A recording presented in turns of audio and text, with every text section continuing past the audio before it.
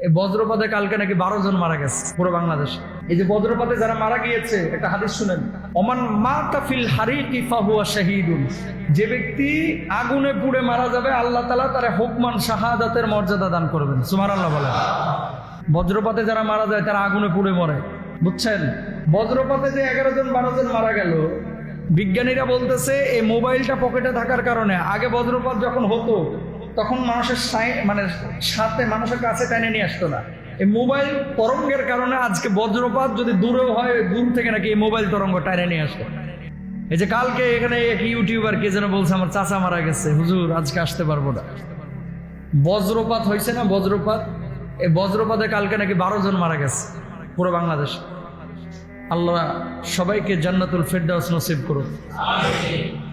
এই যে বজ্রপাতে যারা মারা গিয়েছে, একটা হাদিস শুনেন, ওমান মাতা ফিল হারিকি ফাহুয়া শাহীদুন,